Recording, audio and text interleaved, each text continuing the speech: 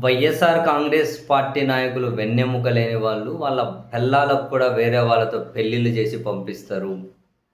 ఇది మీడియా ముసుగులో weekend comments అంటూ ఆ మీడియా యజమాని రాసిన రోత, చెత్త, పనికిమాలిన మాటలు.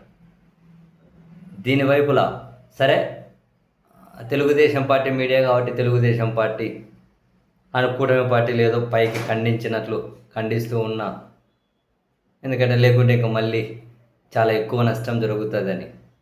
ఇంటర్నల్గా వాళ్ళ దగ్గర నుంచి మొదలెడితే అన్ని వైపుల నుంచి కూడా ఆయన మీద చాలా చీదరింపు కనిపిస్తూ ఉంది.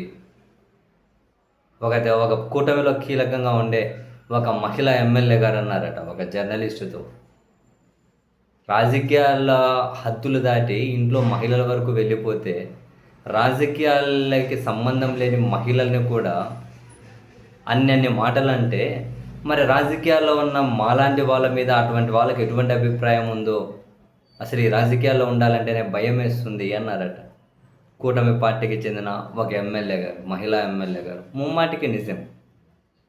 ఆ మేడం ఏమన్నారు, ఇవి ముమ్మాటికి నిజం కూడా. రాజకీయాలతో సంబంధం లేని వాళ్ళ మీద ఇన్ని వ్యాఖ్యలు చేస్తే రాజకీయాల్లో ఉన్న వాళ్ళ మీద అటువంటి వాళ్ళకి ఎటువంటి అభిప్రాయం ఉండాలి? మహిళల మీద లేదు. రేపు ఇంకా మహిళా రిజర్వేషన్ వచ్చి 33% మంది మహిళలు చట్టసభల్లోకి వస్తే ఇంక అటువంటి వాళ్ళ మీద ఇటువంటి వాళ్ళు ఎంత విషయం చెమ్మాలి? వాళ్ళని ఎంత అవమానపరచాలి? ఈవెన్ ఇదే విషయాన్ని ఐద్వా నుంచి కూడా, స్టేట్ ప్రెసిడెంట్ నుంచి, ఐద్వా రాష్ట్ర అధ్యక్షులు, ప్రధాన కార్యదర్శి ఒక ప్రకటన కూడా వచ్చింది. ఇవేం వ్యాఖ్యలు? జగన్మోహన్ రెడ్డి గారి విధానాలతో విభేదించే హక్కు ఎవరికైనా ఉంటుంది, లేదా ఇటువైపు వాళ్ళ విధానాలతో విభేదించే హక్కు ఎవరికైనా ఉంటుంది. విభేదించారు అంటే దాన్ని ఎక్స్ప్రెస్ చేసే మరో రూపంలో ఉంటుంది.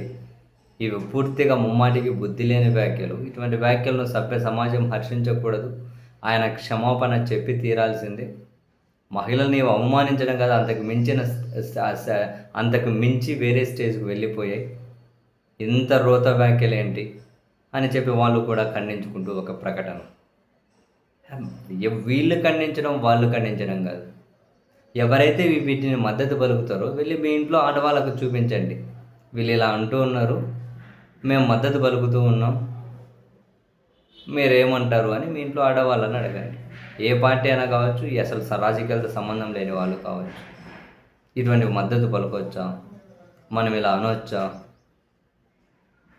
ఇదో పద్ధతేనా? మనం ఒక అంశం మీద విభేదించడాన్ని ఎక్స్ప్రెస్ చేసేకి కనీసం సోషల్ మీడియాలో కూడా ఇటువంటి కూతలు ఊయడం లేదే. అటువంటి ఫ్రంట్ లైన్ మీడియా అని చెప్పి శాటిలైట్ ఛానల్ అని మళ్ళీ లేచిన దగ్గర నుంచి జనానికి నీతులు కూటలు దాటేట్లు చెప్పే అటువంటి ఆయన ఇలా అనొచ్చా అని చెప్పి అడగండి. మీ ఇంట్లో ఆడవాళ్ళని చెబుతారు. అందరూ చీదరించుకుంటున్నారు, కొందరు బయటకి, మరి కొందరు లోపల, అంతే.